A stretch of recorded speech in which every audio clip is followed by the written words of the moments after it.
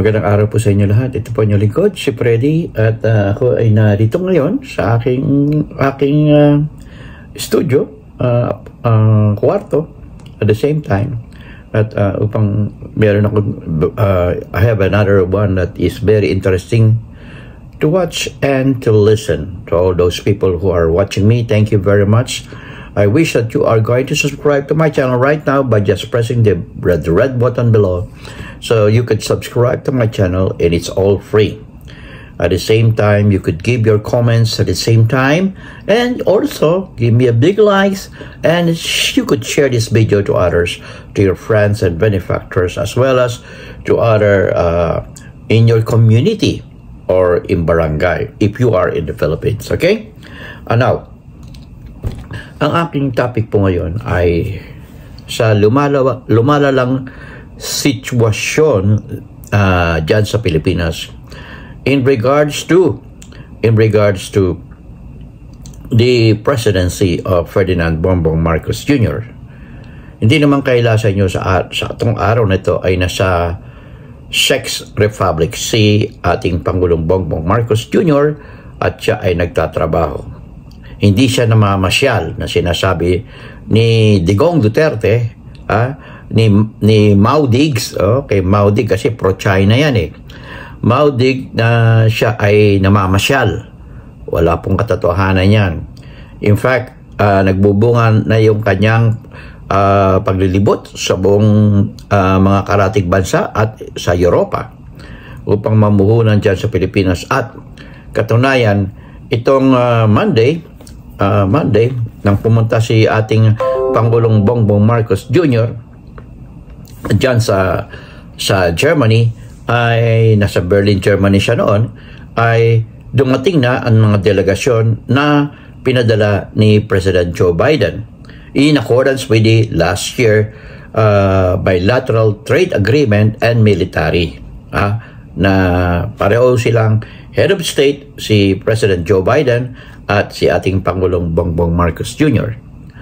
Ngayon, itong si Vice President Sara Duterte ay dumalo dyan sa prayer rally na puno na puro pagmumura at puro ang ginawa ni Digong Duterte, pagmumura at pagtulisa sa ating kasalukuyang Pangulo Bongbong Marcos Jr.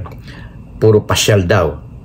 Alam nyo, sa isang katulad, may mga kanya-kanya tayong style of management or administration. And that is what we learn when you are taking up a course in public administration. Okay? You could ask those people who finish their career in any public administration school or institution. Okay?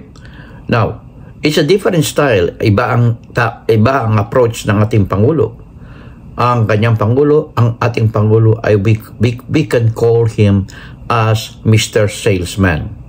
At yan ang ginagawa is to promote the integrity of the Philippines. Integrity that other countries could invest in the country. Okay? Today is Thursday, March 14th. Hey Alexa, stop.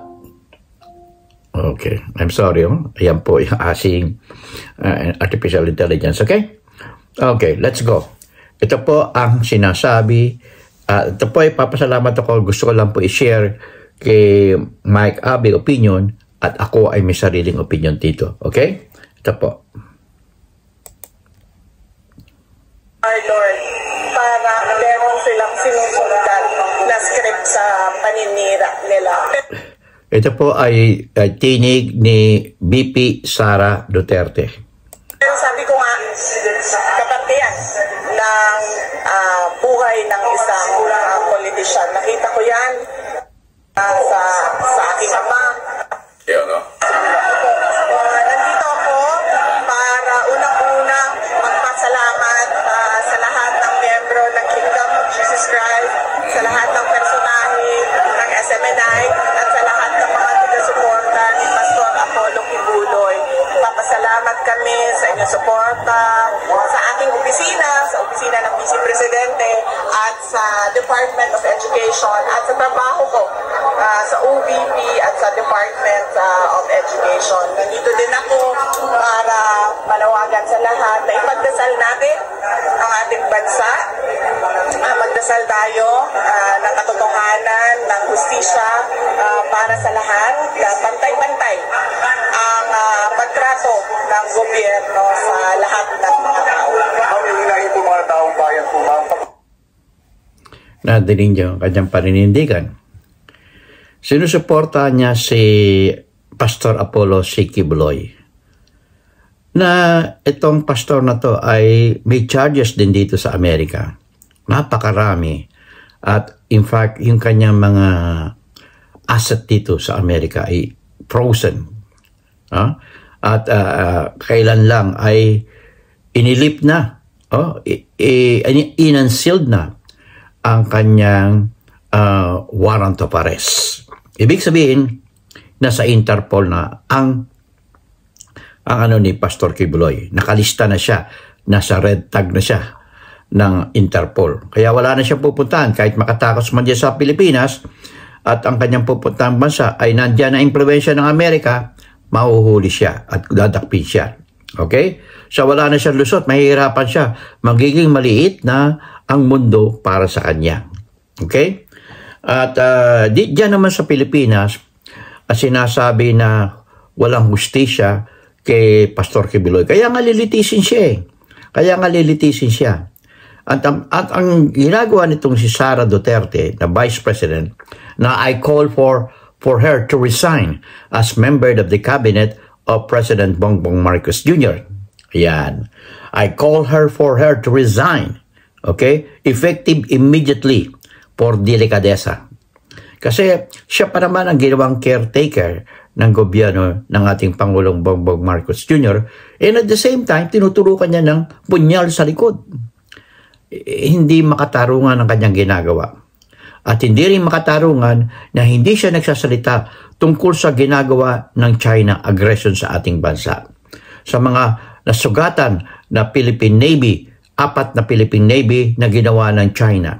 Binomba ng tubig, nagkawasak-wasak yung kanilang sinasakyan barko, nabasag yung mga salamin, at yun ang naging dahilan upang masugatan mismo ang commander ng Philippine Navy.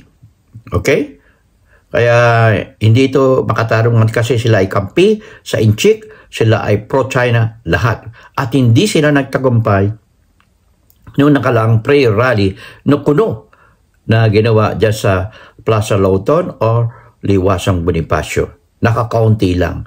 Ang talagang balak nila ay magkaroon ng People's Power Revolution diyan papuntang Menjola upang pababain sa kanyang pwesto si Pangulong Bongbong Marcos Jr. na kasalukuyan nasa Czech Republic. Okay?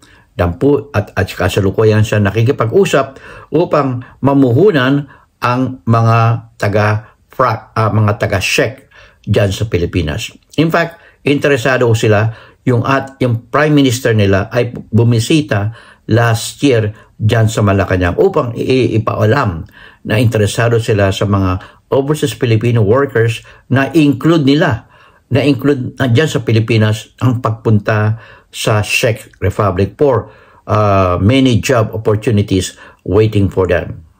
So it is a good news. Alam nyo, hindi nyo pwede sabihin na manatili sa bansa. So, sapagkat right now, we cannot offer anything.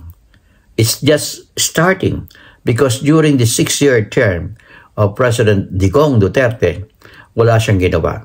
At ang ginawa niya ay inaway niya ang halos ang buong mundo. Inaway niya ang Amerika, inaway niya ang Australia, inaway niya ang Canada, inaway niya ang European Union na top investors diyan sa Pilipinas. Kaya ngayon, lalo na ang yung mga Amerika, number 1 na ngayon na investors sa Amerika diyan sa Pilipinas. Nangunguna ho diyan ang mga call center. Now, sasabihin nyo hindi kayo makapasok. O tatanungin ko sa inyo, ba't hindi kayo makapasok sa call center? Malaki yung sinusweldo ng mga taga-call center. Tanungin natin yung mga yung mga nag-a-apply. Bakit sila hindi matanggap-tanggap?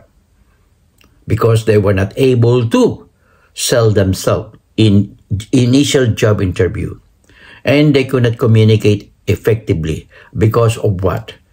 The education there in the Philippines is poor, most especially starting with the Department of Education under Vice President Sara Duterte. I am calling for the President, if not VP Sara will not file her voluntary resignation to remove her as Secretary of Education, or Vice President Sara Duterte resign. Yan po ang dapat, karapat-dapat. Okay? Tingnan natin, sandali na, Napagod daw sila, magdadalawang taon na, pero wala pa rin po daw pagpabago na nararamdaman nila. Opo, yan po ay karapat-dapat na iakyat nila sa ating Pangulo.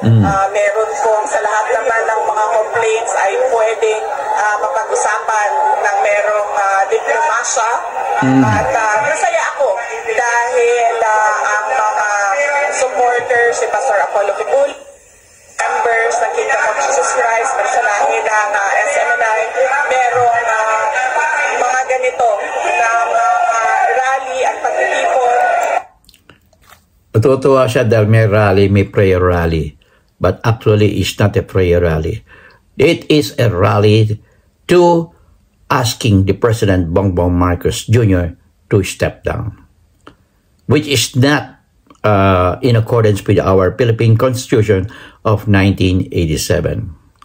Hindi namang ilingit sa inyong kaalaman, ang 31 million Pilipino ay sumuporta sa ating Pangulo. At hindi pwedeng bawi-bawiin na lang yan. This Vice President Sara Duterte and at the same time former President Rodrigo Duterte, in my analysis, in my assessment, could not wait for 2028.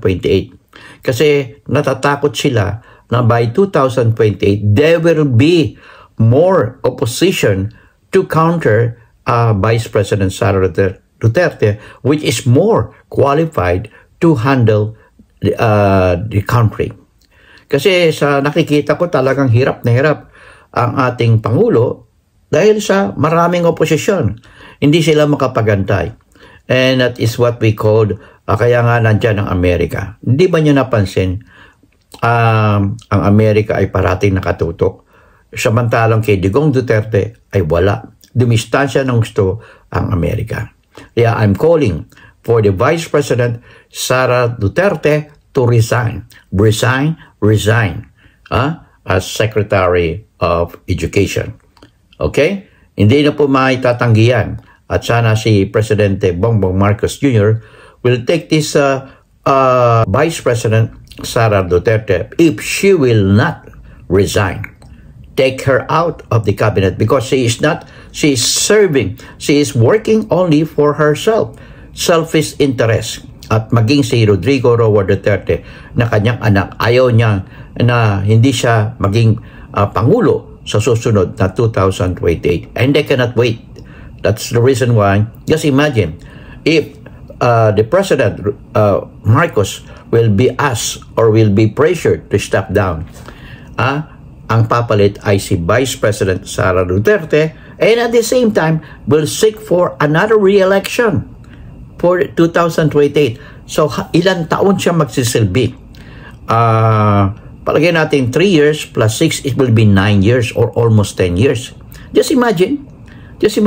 Kaya kayo mga Pilipino ay mag-isip-isip na. Lalo na ang mga 31 million Pilipino, kailangan magboses kayo. Huwag natin pabayaan na itong mga minority ay mamuno sa atin. Kayo ang majority, you should be vocal. Tingnan nyo, hindi nga sila umaasenso. They are expecting to have a people's power, but ano sila nung last Tuesday? Dismayado. Kasi hindi sila nakakuha ng correct numbers in order for them to remove the president there in Malacanang. Ang real intention nila is magmarcha from Plaza Lawton or Liwasang Bonifacio to Menjola at Malacanang and ask the president, katulad ng nangyari ng People's Power, to step down, na hindi naman nangyari. Okay? So, ang ating motto ngayon ay Vice President Sara Duterte, resign. Vice President Sara Duterte, resign. Resign, resign. Okay? In God we trust, never hold your peace. I'll see you in my next vlog.